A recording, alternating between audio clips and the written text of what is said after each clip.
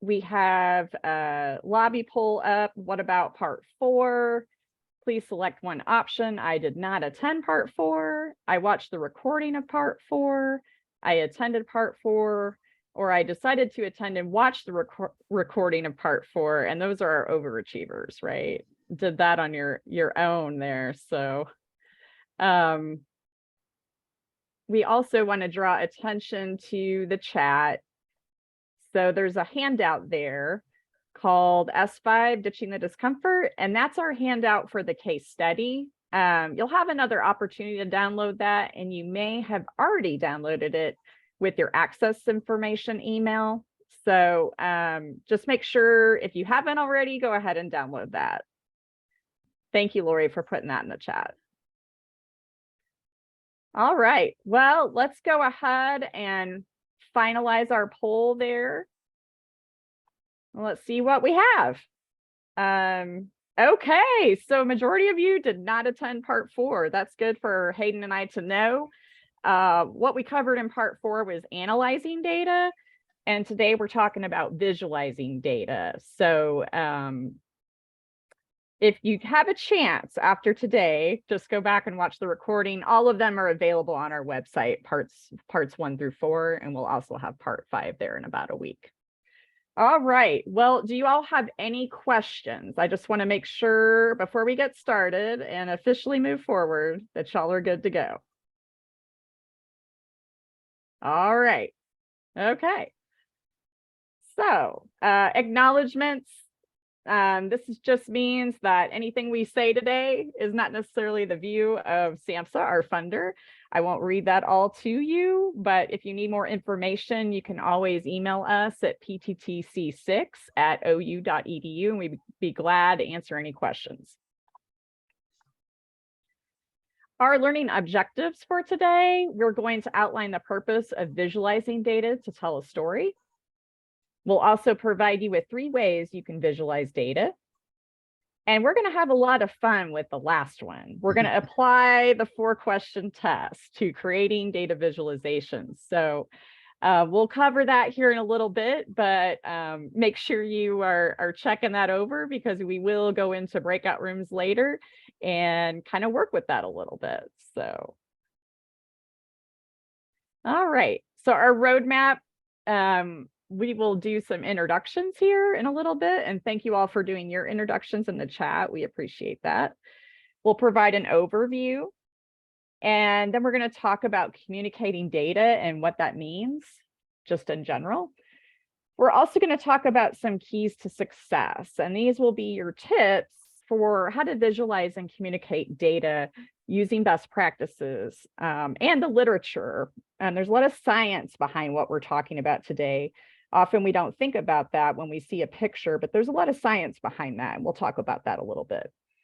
And then we'll go into our group work, and we will go through an exercise applying the 4-step process. And we will also do our debrief as a large group, and then do our evaluation, of course, and our wrap up. So that's the overview for today. So I want to acknowledge some key folks that have been working behind the scenes too on our materials for today, and really this has been such a collaborative effort. So I want to thank Dr. Tremaine, our epidemiologist. Bev, you want to say hi there? Yes, hello everyone. It'll be great to see and talk with you. Thanks, Bev. And then Sheila Boswell, who's created a lot of our visualizations for today. She has a lot of expertise in making our stuff look pretty, and we appreciate it, because I, for one, am not talented in that area. So Sheila, do you want to say a little and say hi to everybody? Hi, everyone. I'm happy to be here, and it's going to be fun. We're going to have fun today. Thanks, Sheila. And then Derek, who so graciously, with all the trainings he does all the time, is helping us out yet again with our breakout rooms. We had many more register than we expected, which is great. But Derek just always steps up and helps us out. So Derek, you want to say a little bit? I'll just say good morning, and I'm once again just happy to be on this journey with each and every one of you. Every time I sit in on one of these, I learn something new. So I know you'll learn something today. Thanks, Derek. All right, and so now I'm going to ask our support team to turn off their cameras, and we're going to move to introducing Hayden. Dr. Center has been with us again through this journey, and Hayden, we're so glad to have you here today. I think Hayden's experience working with communities has been such an asset to this series. And he is such an expert in communicating with communities in particular. And he'll talk about some of his experiences working with the press and some other groups that really bring a lot of depth to today's presentation. He's also been a professor. He's been at this for decades. He is an evaluator, and he just brings such a wealth of information. He also recently has been involved in a really great online course for the PTTC on cannabis. So if you get on Healthy Knowledge, that's a great resource for you all as well. So Hayden, welcome. We're so glad to have you here with us today. And we will go ahead and start on with our presentation. Well, thank you, Nicole. It's good to be with you, and it's good to be with all of these professionals across the country that are concerned about communicating their data. And that's what we're going to talk about today. And so notice that many of you were not part of the fourth session, which is fine. As Nicole said, you can go back and look at that if you like. But I think this is of the series, Nicole. This may be the key presentation, the key module here, because we do many times talk about, gathering data and analyzing data. But if you just stop there and you don't communicate the data in an effective way, then you're really missing out on some opportunities in your community to solidify your effort and to gain more visibility and credibility in the community. So it's really important that you go all the way through this process and don't stop with your analyzing and developing an evaluation report and sending that into a funder. That's really limiting, again, a lot of what you can do with good data if it's communicated in a way that's effective. So that's what we're going to be talking about today. At every presentation we've done so far, we go back and, this has all been about data literacy.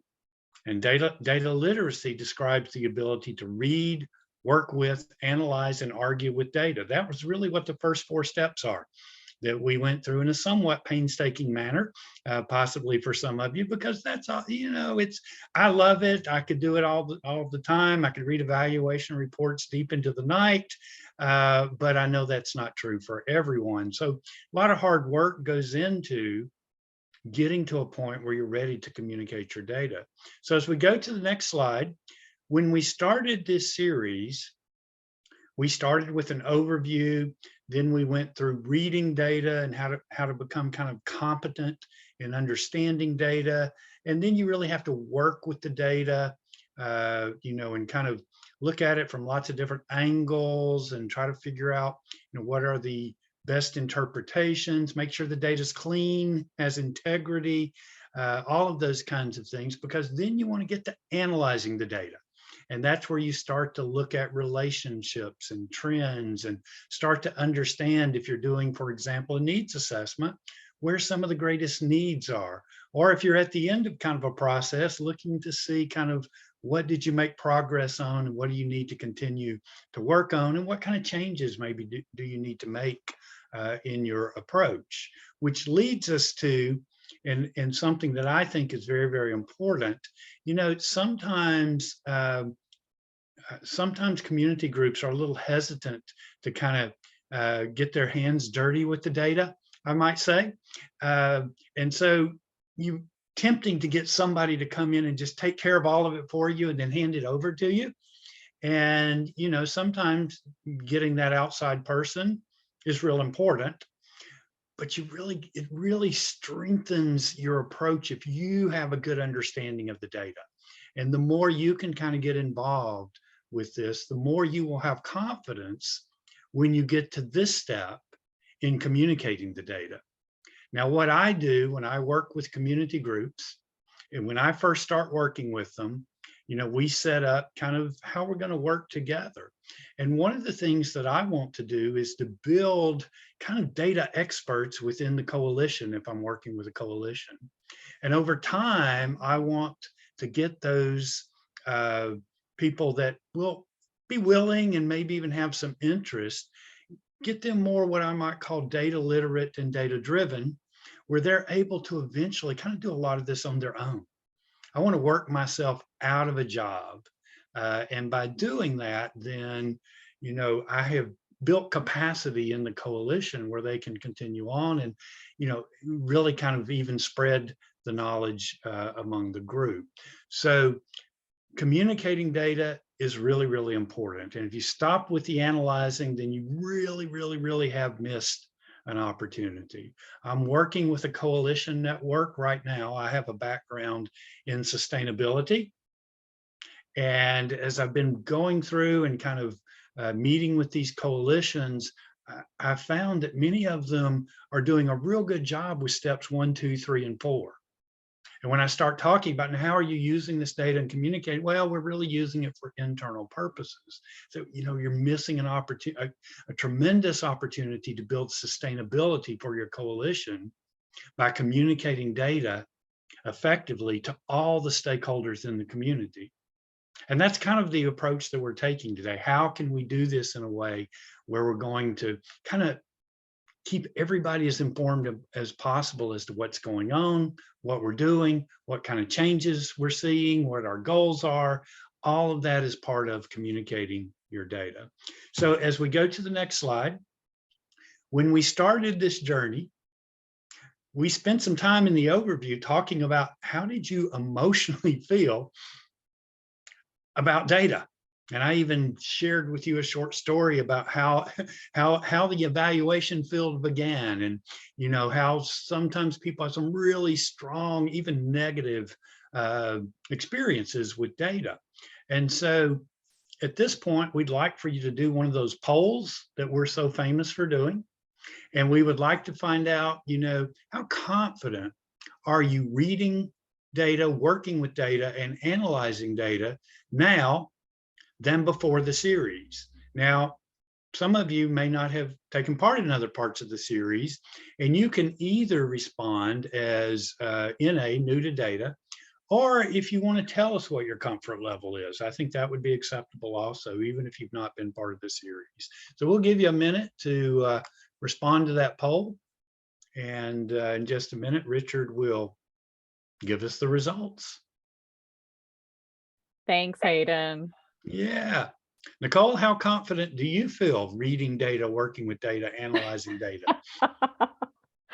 Well, I am an evaluator, but I have to say, I think the best way to be is always open to learning more about data. I think Absolutely. there's so much that is out there, especially with visualization, which we're going to talk about today, that we just continue to learn. And so I think being open to learning and being humble is always a great thing.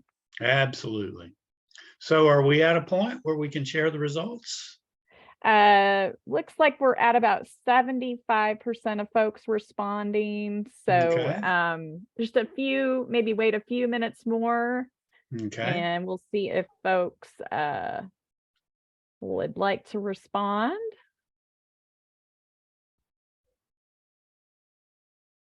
All right, so Richard, I think we'll go ahead and publish the results now. So we've got, we've got about a third of folks agreeing that they feel more confident, about a third of folks saying neutral, and then some strongly agree folks. That's really good. And we of course have a lot of folks that are new to the series. So about, 1/5 said that they were new, but so thanks for responding there. But that's good to hear that you all are feeling like you're getting more confident, and some of you strongly agreed. So that's pretty amazing. Well, we hope you Well- feel even more confident after today. So, Well, and it's a process. And Nicole, I don't want to take away your thunder, but I do believe that after this series, you have some more in-depth technical assistance that you may be thinking about doing with people where they can gain even more confidence by really starting to work with data yes. that they have. So you may tell them about that later in the presentation, but Mhm. I think we've kind of introduced something that might be a longer term approach that people can really gather a lot more confidence. So as we Yeah. go to the next slide, and what in the chat, tell us about your data journey.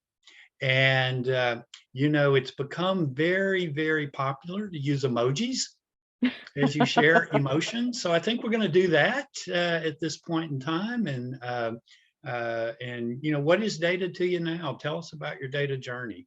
How are you feeling about it at this point in time?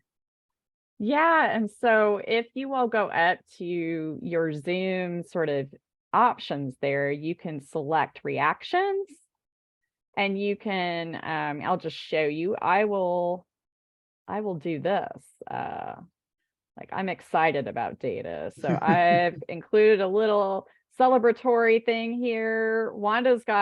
She's got the face with the hearts on it. Oh, wow. Yeah. Awesome. So Oh, you yeah. all can put that in the chat there. All right, we've got some thumbs up. We've got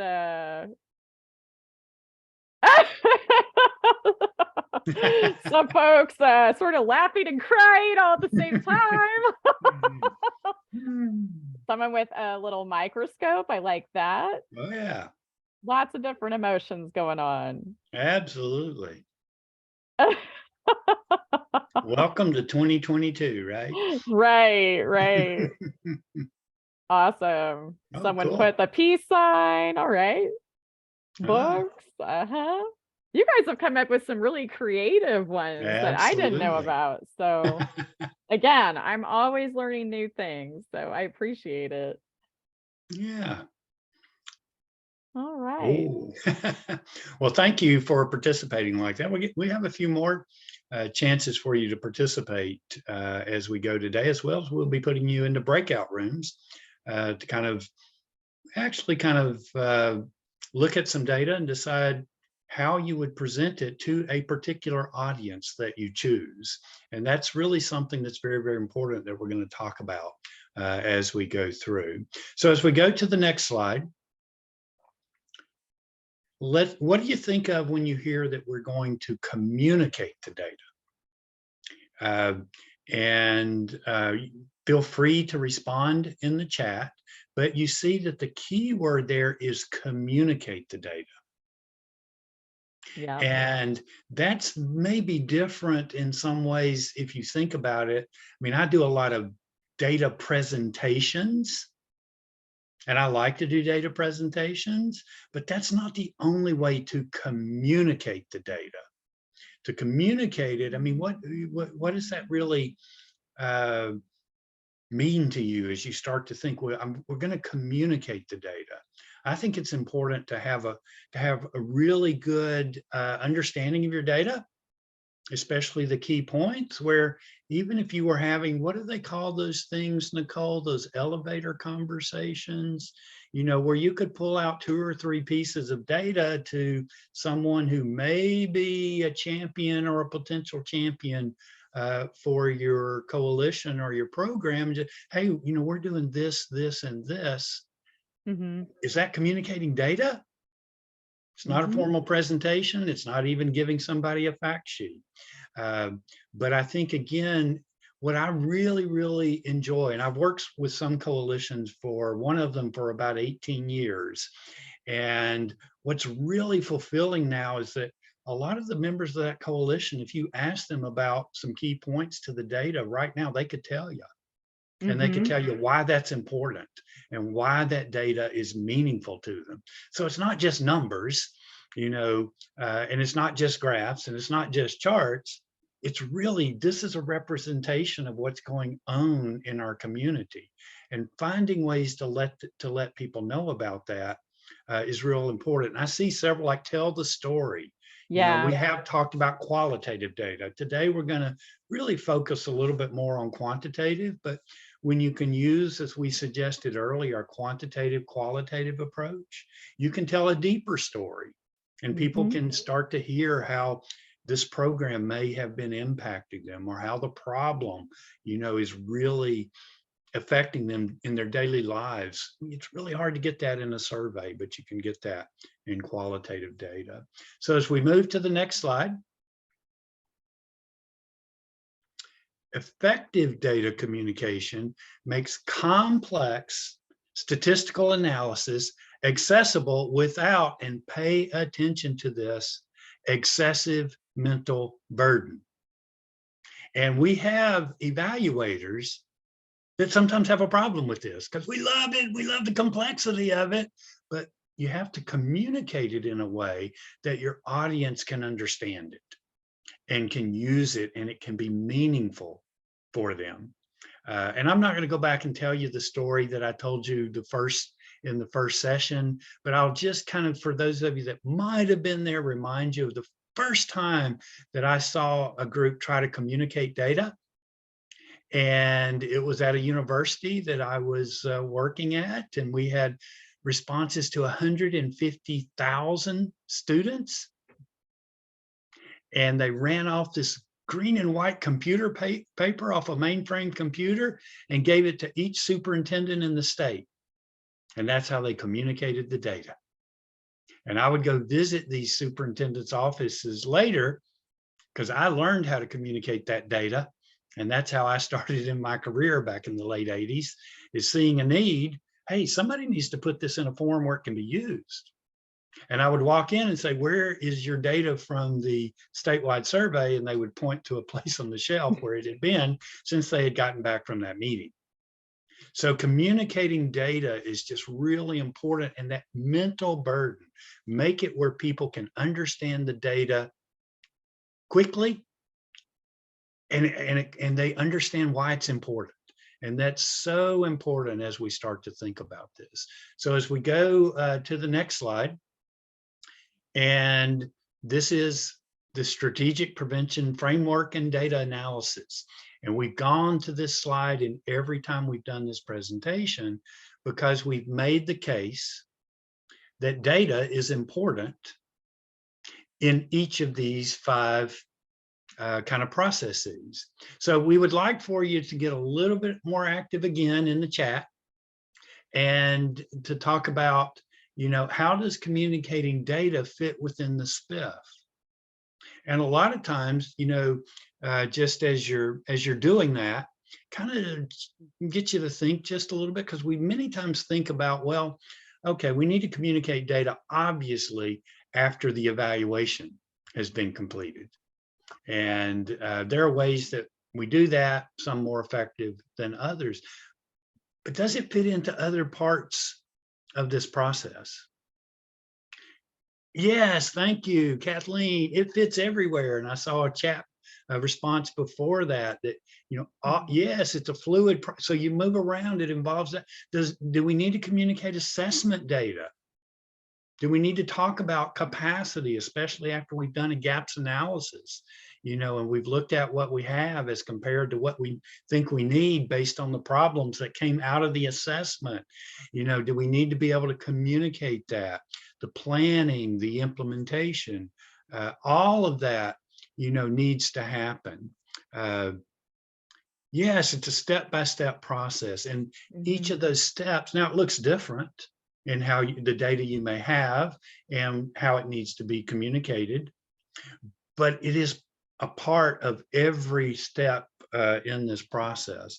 And I will also remind you, as someone said in the chat, it's a fluid process where you're going, it's not necessarily step by step, but you may be doing capacity, but going back to assessment, or you may be even doing implementation and going back to capacity when your evaluation, you know, is telling you you're not meeting, you know, the people that you need to meet. You may need to plan differently.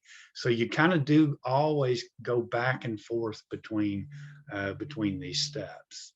So if we can go to the next slide. So keys to success. First of all, we're going to talk about the 4-step visualization process. And this just gives you a framework. There are many frameworks out there, but this is a framework for, kind of how you start to think about communicating your data. Secondly, build relationships before communicating or visualizing your data. I'm going to talk about that a little bit later. I have found that to be so important. I actually, with some of the coalitions I've worked with, have spent a fair amount of time, and it does take effort, but building a relationship for whoever is the reporter that's going to be presenting the data in whatever news outlet, so that that's going to be done in a way that is accurate and with integrity. And you build that relationship over time, respecting their role, then that can be very, very helpful. Building a relationship with many of the stakeholders and letting them know the importance of the data, as well as knowing when and whom to communicate the data to. And I'm going to talk later about always develop a data dissemination plan. Always have a plan for how you're going to make this data available to the stakeholders, the many stakeholders and champions in your community. Number 3, use equitable data visualizing principles. And you remember that strategic prevention framework? Sometimes we forget to talk about sustainability and cultural competence. And I look at, again, the strategic prevention framework as a whole, and every step you should be thinking about, okay, how can this help us be sustainable? But also, how can we be culturally relevant and culturally respectful in how we think about each of these processes, and especially in how anything we do in a public communication. As we go to the next slide, number 4, think ahead to action. What will you do if the data points to issues? And this, again, is something that I think is very, very important, especially, because I have presented, for example, data to school boards where there have been a number of news outlets there filming what I am presenting to the school board and answering questions and those kinds of things. And some of the data can be quite sensitive to a community. It's really helpful sometimes to also say, but this is what we're going to do. These are the plans. These are the goals that we have to address these issues that we now have data indicates need some action. Number 5, discuss limitations of the data.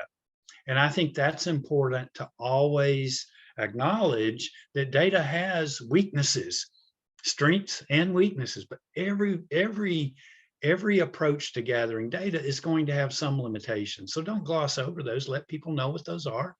Be real upfront with that and what that kind of means to the interpretation and the communication of the data. And then, as I said before, don't forget to plan for dissemination.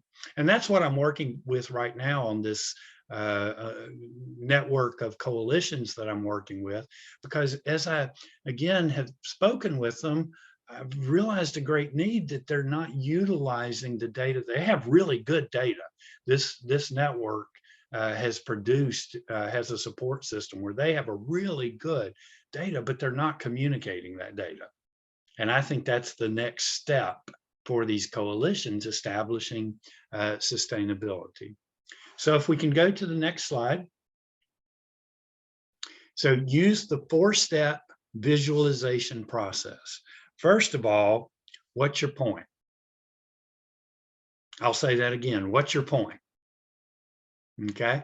What are you trying to communicate? Remember that word. What are you trying to communicate with your data? And think about that. So who is the audience? And how will it be delivered?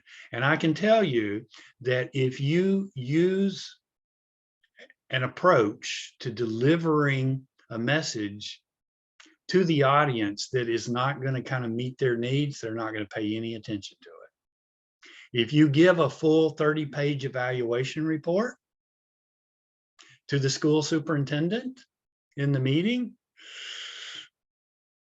it may not get read thoroughly. You give them a 3-page executive summary and it will. And so you really have to know your audience and know, how will it be delivered?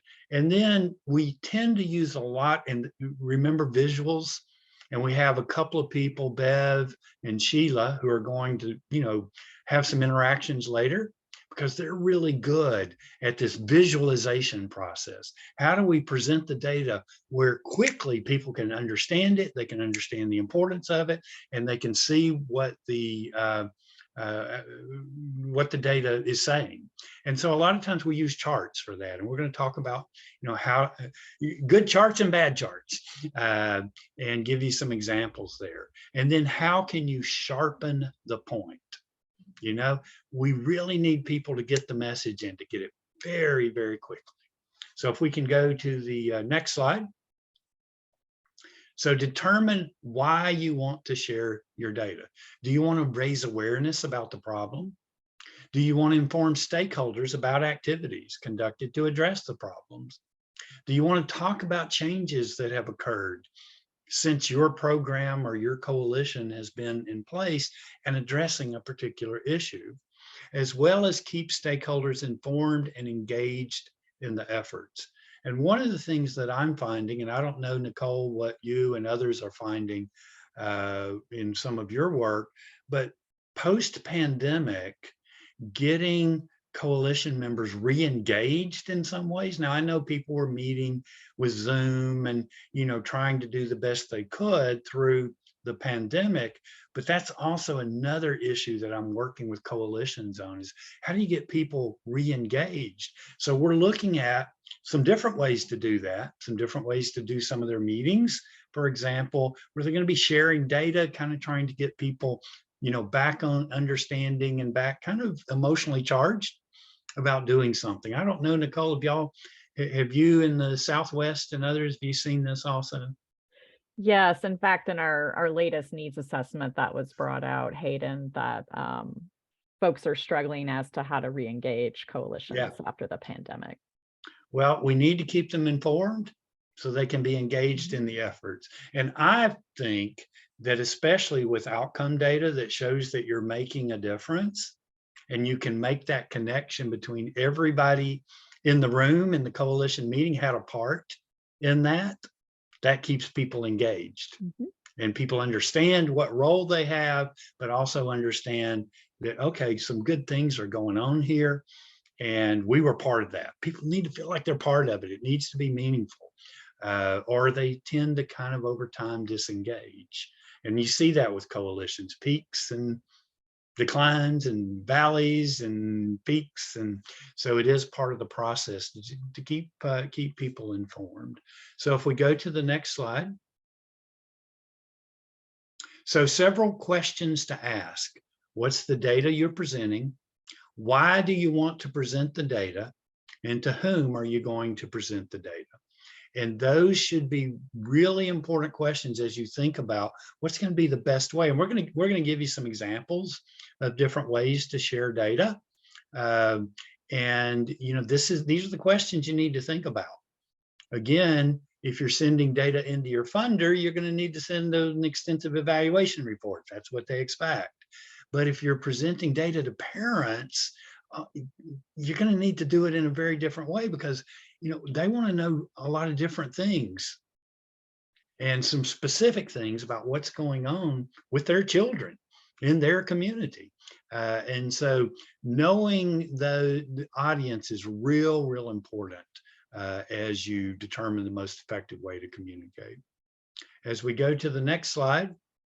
So choosing a presentation method, and I'm going to read this quote from Edward Tufte. Often the most effective way to describe, explore, and summarize a set of numbers, and sometimes we have a large set of numbers, is to look at pictures of those numbers. Furthermore, of all methods for analyzing and communicating statistical information, well-designed data graphics or charts are usually the simplest and at the same time the most powerful. So that's what we're going to focus on. as we do this is, how do you do that? And again, Nicole has a lot of experience doing this. Bev has a lot of experience doing this. And Sheila kind of specializes in visualizing data. And she's actually going to give us an example at the end of a process that she went through in creating what is a pretty darn effective chart. And so as we move forward, we're going to give you now some more kind of examples of how to do this. Now, this is the 3-second rule. And boy, we need to process fast in society today, don't we? Yes. Yeah. So let's look at these two. Let's look at these two charts here, and look at the left and look at the right, and tell me which one can you, in about 3 seconds, figure out what it's saying. So kind of some things to think about as you think about the 3-second rule is, what is this talking about? So in your chat, if you can just talk about which of these charts is more effective for you. Which one can you see quickly what's going on? Think about, what is this talking about? What's the point? Is this relevant to me? And why should I care? And that last question is really, really important, because remember, we have targeted this to a specific audience, and we want them to not only get it in 3 seconds, we want to know them to know why it's important and that it means something to them. So Nicole, I know you're kind of monitoring the chat a little bit. What are we seeing there? Yeah, it's interesting. A lot of folks are choosing the left, which is interesting. Kelly, though, says, I like the one on the right that shows the disparity. Mhm. And then Paige says the title of the right chart is easier to understand, but the chart on the left is easier to read. Ha. And Now, then that is Marilyn interesting. says, I think we are used to bar charts. Yeah, bar charts are very popular. Something interesting to note that part of visualization best practices now is, we're moving into a different, and I am more used to bar charts. I'm a little more old school and show my age here, but as we move into more of the infographic way of life, the right is actually what's typically recommended. And that's because you have the statement in the title. I think someone mentioned that kind of wraps up what's trying to be communicated. And then you see the lines decrease, and you can see for the different racial ethnic groups what that disparity looks like. So someone brought up disparity as well. So that's interesting, though. I think that we also are seeing some difference in methods and how people have been trained too. Mhm. And so I've got some other comments here, Hayden. The right is more visually pleasing. Yeah. And that is what grabs people's attention. And Marilyn says, me too. She's probably referring to my comment, but the right is new school. Yeah. Well, in full confession, Nicole, most of the presentations that I've done in the past have been bar charts. Now, typically I will turn them where, I don't like them going this way. I like them going horizontally. So we all have kind of our methods. But if you really look at these two, you look at the one on the right, for every dollar earned by white men, women earn 83 cents. Does that get to the point pretty quickly? Mm-hmm. And so then I want to find out more. And that's where I start to look at, oh, okay, even larger for Black, Indigenous, people of color, women. And then I look at, and I was, oh, wow, look at the earning. Wow. So I think, the bar chart, I'd have a hard time. I'd have to look at that and really kind of think about it for a while. And it needs a little bit more interpretation. We're not saying either one is wrong or either one is right. We're giving you some examples of kind of different ways. And see, this is my point, Nicole. I need to get out of my comfort zone. My comfort zone is bar charts. Right. Me too. Yeah. I was trained as an experimental psychologist where you only use black and white bar charts or trend lines. Yes. So I totally understand. And Liz brings up a really good point here that we will drive home is thoughts about working with the intended audience to test the visuals for understanding. Like, Ooh, that's a really good point, Liz, that, you know, it would be good to pilot test if you have some charts, you know, what's going to be easier for your audience to understand? What point Yeah. do you want to convey? yeah. And working with members of your audience to determine that is a great idea.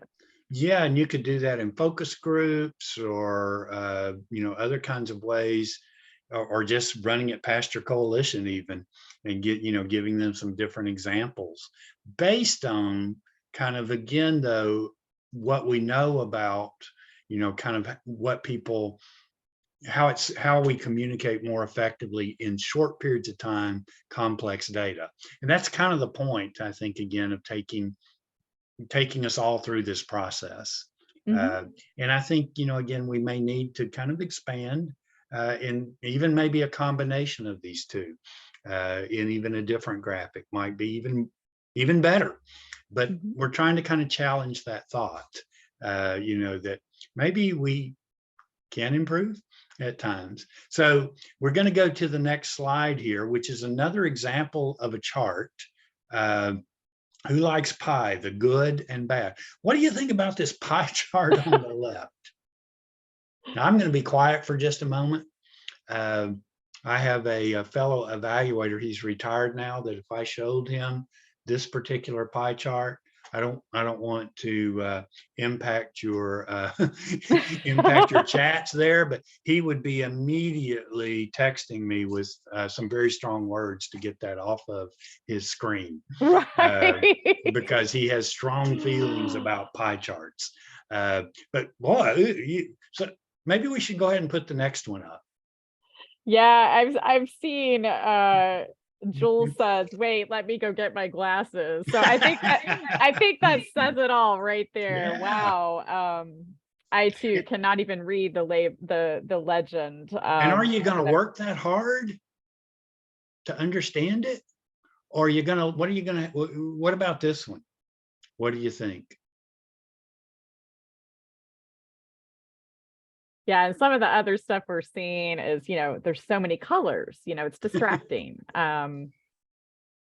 Also, we're getting away from, and Sheila can speak to this a little bit, we're getting away from using the legends because it causes your eye to have to go to another part instead of having it right there with the label on the pie chart. And pie charts shouldn't. Remember that mental burden. Right. Remember, decrease the mental burden. Yes. And that's what the second pie chart is trying to do. Yeah, absolutely. I was going to say that, on the left, if you see that, your eyes are going to say, no way, you're not going to look at that. And so obviously for a pie chart, the data needs to add to 100%.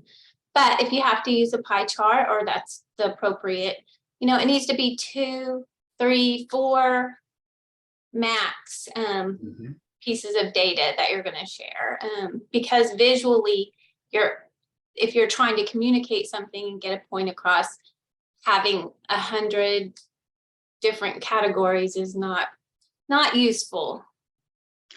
Sheila, I'm not even going to work that hard. Too much.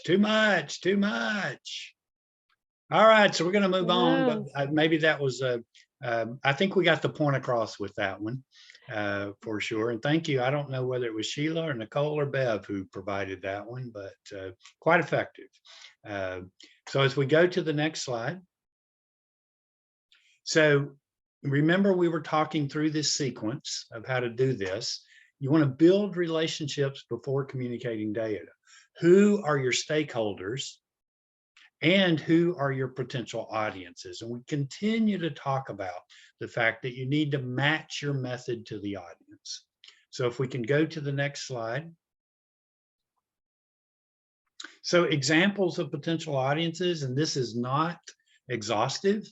in any way, but you've got program staff and volunteers, local government officials, school boards, business leaders, health administrators, members of the local press, members of religious organizations, all of these stakeholders may have different needs or different desires for understanding the problem or understanding the effort. And so you want to make sure that you're respectful in how you communicate and that you are effective in how you communicate. A funder is going to want a lot of information about your evaluation. I think the parents are going to know, or going to want to know, what's going on with our children and what's being done about it. Business leaders might want to be knowing about your efforts, so that the community can be healthier, because a healthier community usually has a better business climate and is usually better able to attract new business. So everybody has a stake, but what would a business leader want to know as opposed to what to a parent, or what would a local government official want to know? So real important to consider your potential audiences. So if we can go to the next slide.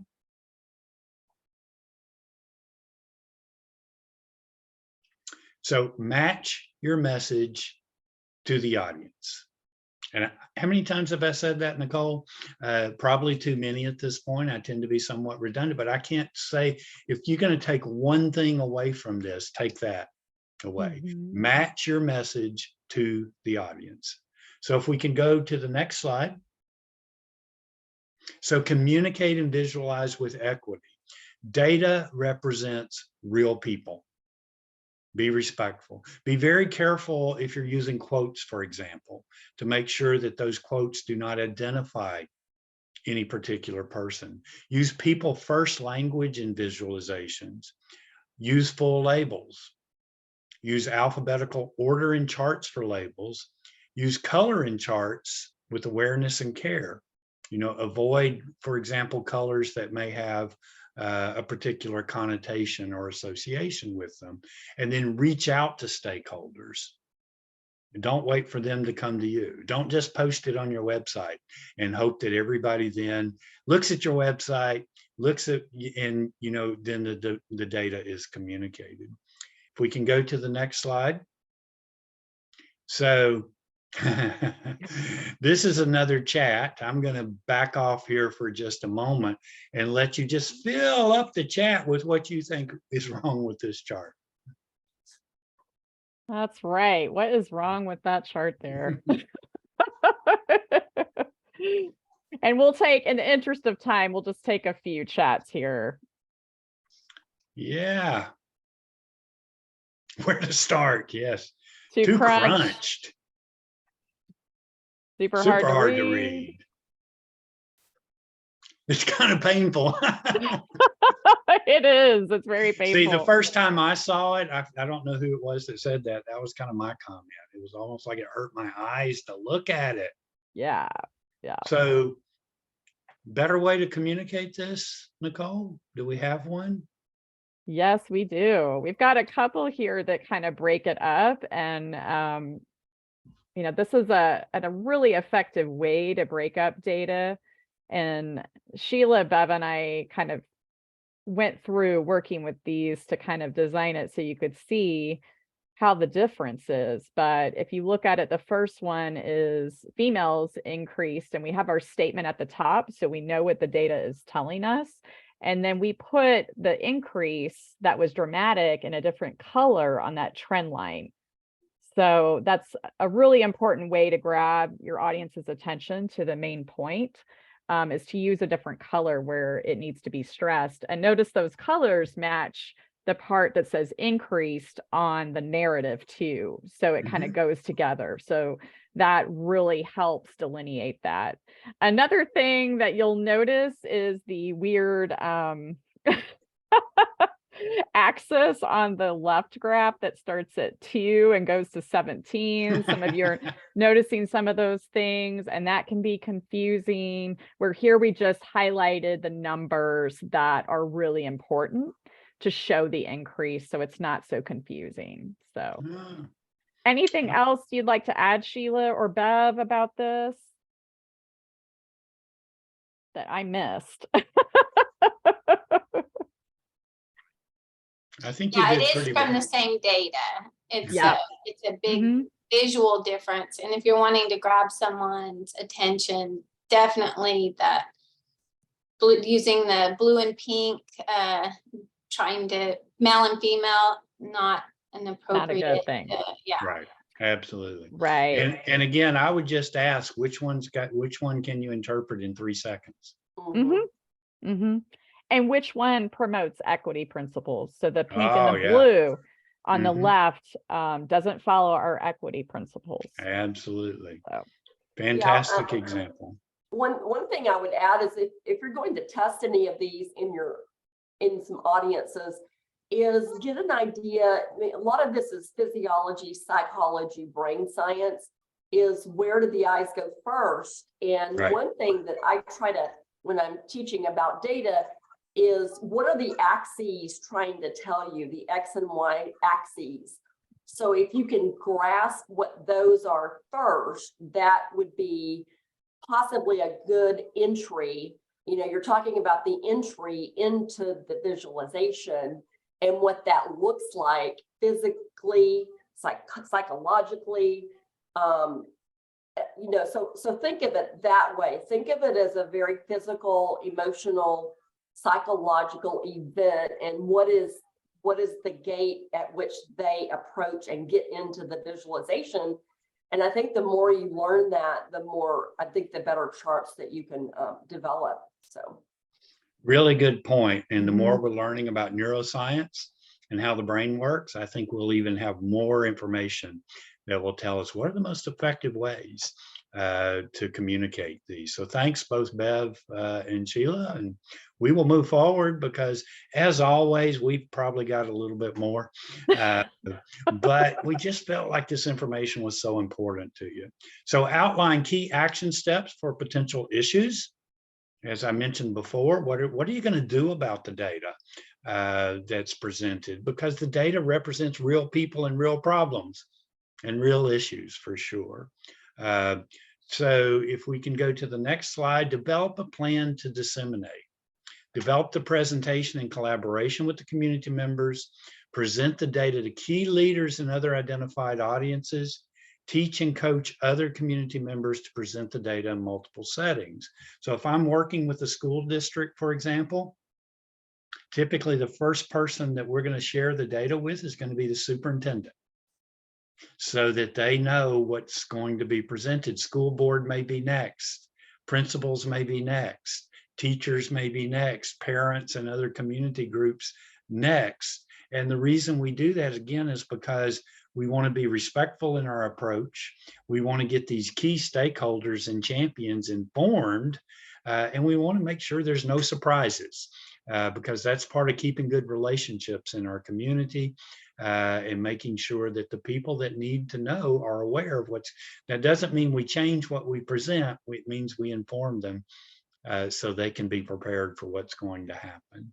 So if we go to the next slide, several data presentation methods, fact sheets, brochures, press releases, town meetings and community forums. Some of the coalitions I'm working with are thinking about trying those again now that people are able to attend more public events. Evaluation reports. Typically, our funded projects require those, but they usually need to be condensed and changed and made more effective for presenting that information to other groups, posters, press conferences, annual reports. So if we can go to the next slide. So match the approach to the audience. For example, community groups, fact sheets, posters, town hall meetings. The funder is going to want evaluation reports and abstracts and briefings. General public may want and respond to websites, exhibits, social media.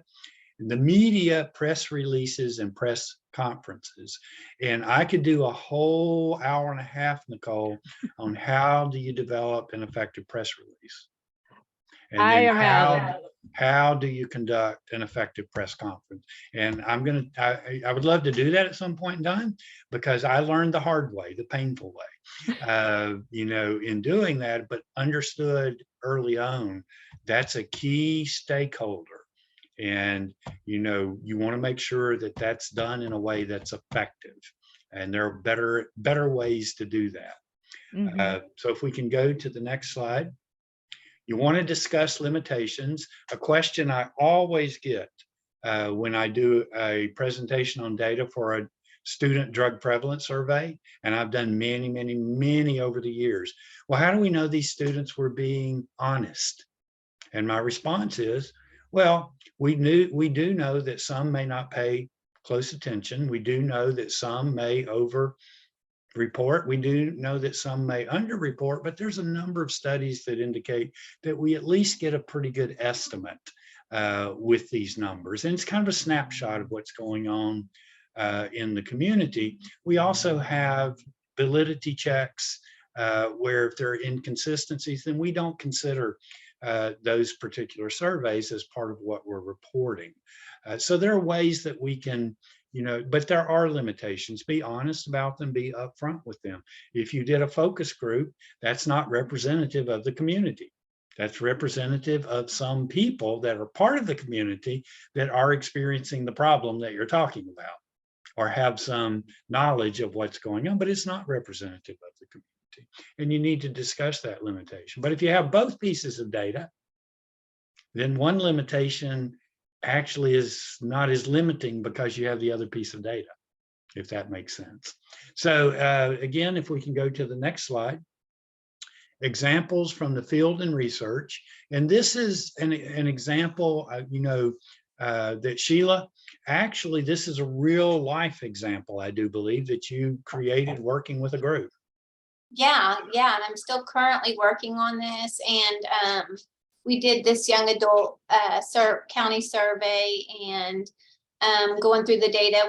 A lot of this our audience is the community and the young adults, and so we wanted to just pull out some pieces to grab some attention because we were, you know, saw some things that we wanted everyone to be aware of, and then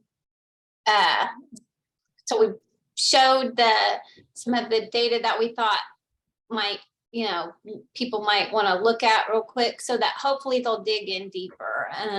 And we included action steps, not just what the data looks like, but what are some things that we can do to be helpful and move forward with the data. Yeah, and I think that's so important, again, as you present data like this. And so this is just one example. I'm sure we could provide you others of effective approaches, but this one kind of captures everything we've talked about so far in the webinar at this point. So if we can go to the next slide, Nicole. Sure.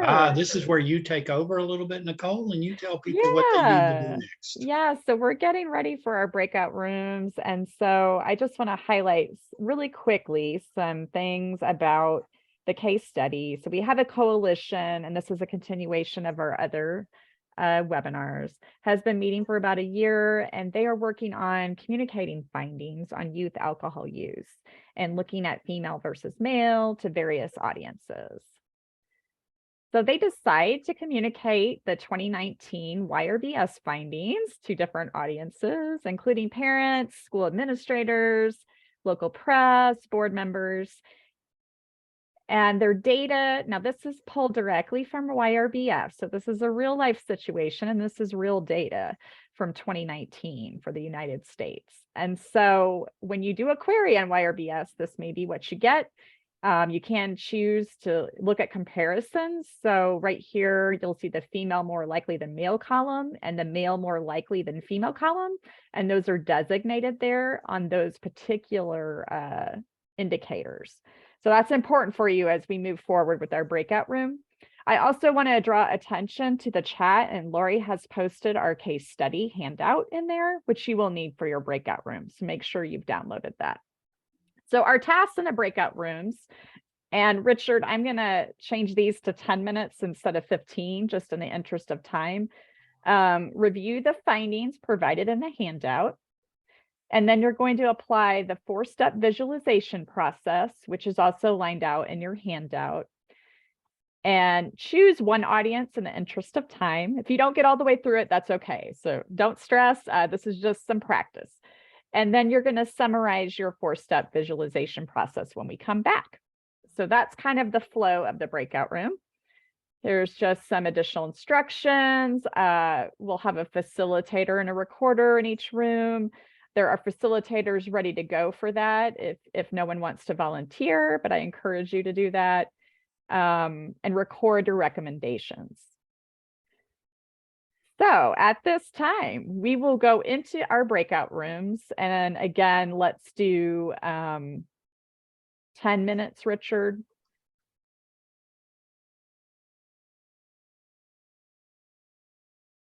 Hi, everybody. I know that was a short glimpse of how that would work, and we didn't have as much time to go through that, but at least it probably gave you a good idea of what the process looks like and how to apply the steps. Well, Nicole, our group actually got a lot done in a short period of time. That's awesome. We got to about step 3, but yeah.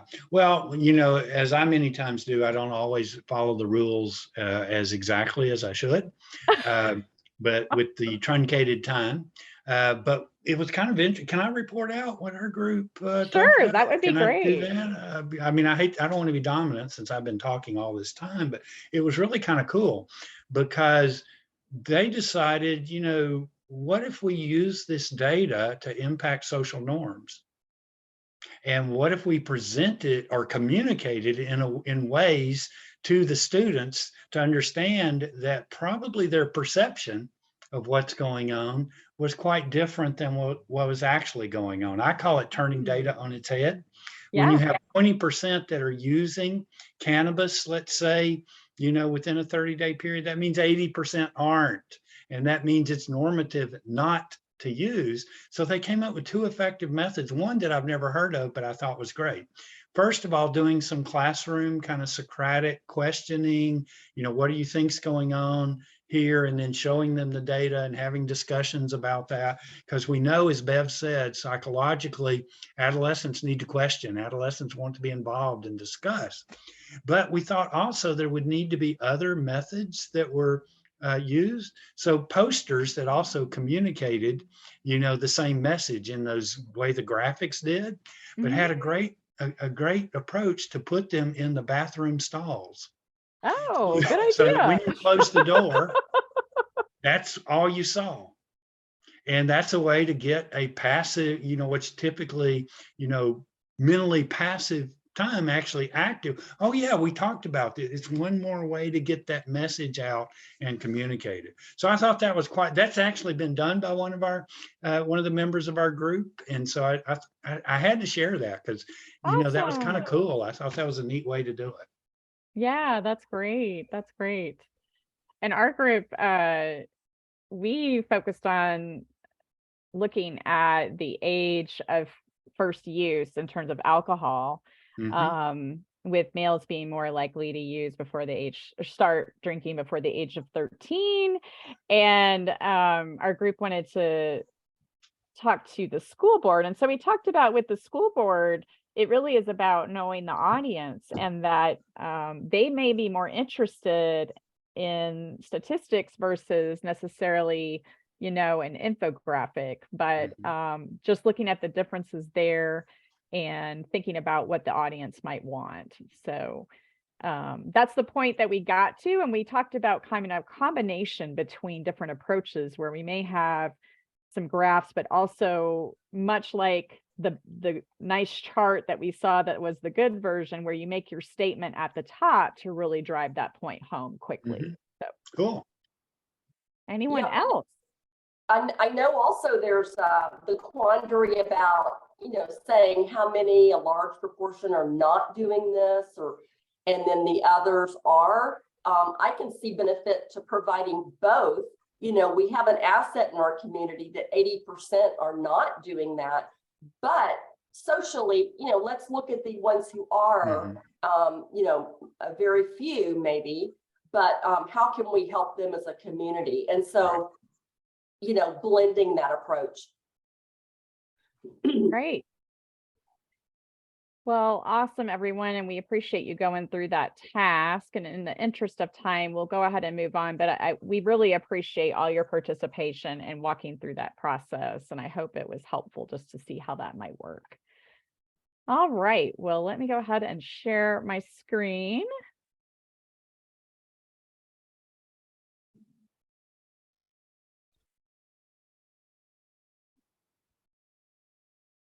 Clicked on the wrong one there. There we go. All right. So any additional questions that you all have, you can post those in the chat and I'll keep an eye on that. And so will the rest of our team, and we'll move on to looking at the wrap up. And so we want to hear from you also about what are you going to take away from the information you've learned. So Lori will be posting some things in the chat that will address, like, what can you do in the next 30 days to utilize some of the information from today? Who do you need to reach out to at your team? You know, so taking this information back to your team and saying, what can we do to start visualizing data better? So if you want to put your thoughts in the chat around that, that would be great. Thanks, Lori. And we will go ahead and move forward while you all are chatting there. So we are at the last in our journey here, but of course, this really just says we're just at the beginning, right? We're learning what we can. And I think I have a little ribbon for you all. Let me bring that up here. Yay! We're at the final step in this journey. But again, your journey is kind of beginning to go back to your communities and implement this. And Hayden, we really appreciate you taking us along this journey. And we'll talk about a few opportunities you all have to in the future to continue on this path to learning a little bit more and giving you more opportunity like we had in the breakout rooms, but with some more intensive work with more time. So we want to teach you some step-by-step things that you can actually utilize. You know, sometimes when I go to a training, I often leave with, well, I understand that, but how do I do it, right? We want to get to the doing part. And so that's what our upcoming sessions will do for you. And I'm looking here at the chat too. Cassidy says, I want to think outside the box and get feedback to continuously be open to learning and doing things better. That's great. Hayden, did you have a comment? Well, I just wanted to say, as you're thinking about closing out, that it's been a pleasure to work with you. And I don't know, Nicole, if you know, but I've been doing work with the Southwest Prevention Center since the late 80s with some other projects. And I just want to let everybody know how powerful this group is and how they're a pleasure to work with, but there's just a lot of knowledge and a lot of tools that are available through the Southwest Prevention Technology Transfer Center. That's part of the bigger Southwest Prevention at University of Oklahoma. So, you know, we're just really, it's really a great benefit to have Nicole and Bev and Sheila, and then Wanda, who really has not been mentioned much, but she coordinates a lot of this. Derek, who always stands up, you know, when needed. And then we have also the ones that are doing the tech, that it wouldn't be possible to do it. So, you know, we've been doing this for what, about a year now? And I'm kind of sad to see it go, but it's been a great experience. Yes, and our tech team is amazing. You know, the only reason, you know, I'm really able to keep tabs on myself with time is because, man, we've got a lot of people behind us. Wanda, Richard, Lori, making sure Hayden and I stay on task, and we appreciate it. They do, and that's quite a task for them, because I sometimes suffer in that area. Me too, Hayden.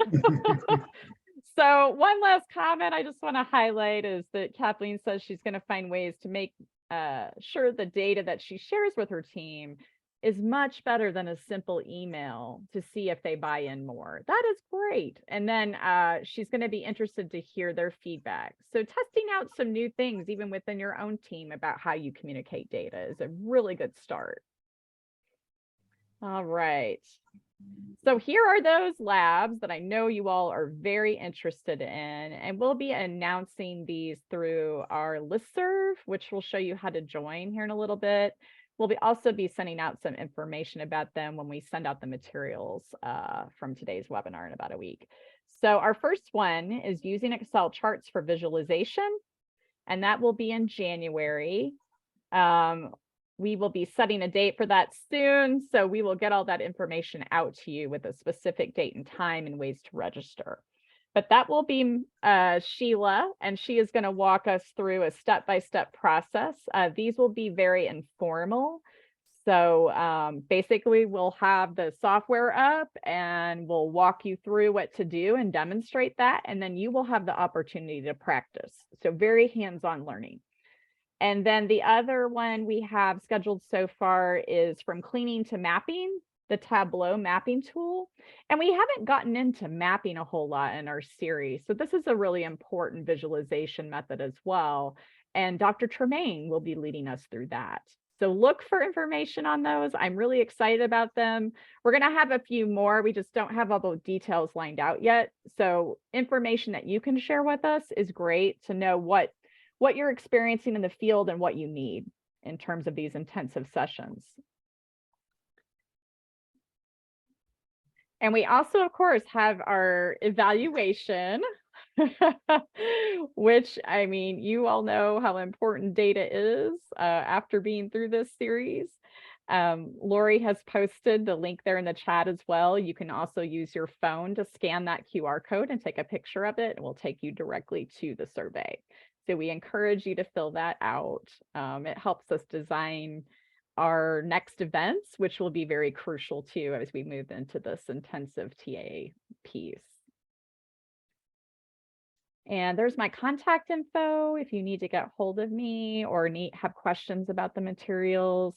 Also at the bottom are live links for you on how to connect with us. And so there's our website.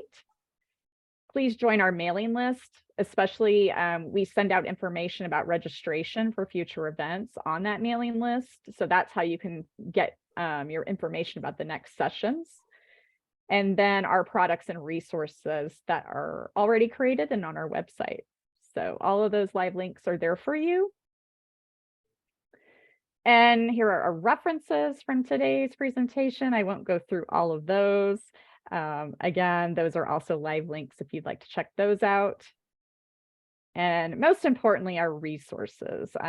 We really encourage you especially to look at that first one, and it's from Tableau. And they do an excellent job of walking you through equity principles when you are visualizing and communicating data. It's a great resource. There's also a checklist from Stephanie Evergreen.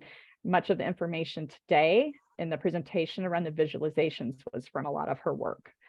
If you are interested in Excel, it's a great tool. There's a nice little YouTube on how to visualize data in Excel. And then also the visual vocabulary. And I believe Dr. Tremaine pointed us in the direction of this one, and it's very good. So please check out those resources. And we will also be sending all this out to you in about a week with the recording and all the materials. And with that, we are done.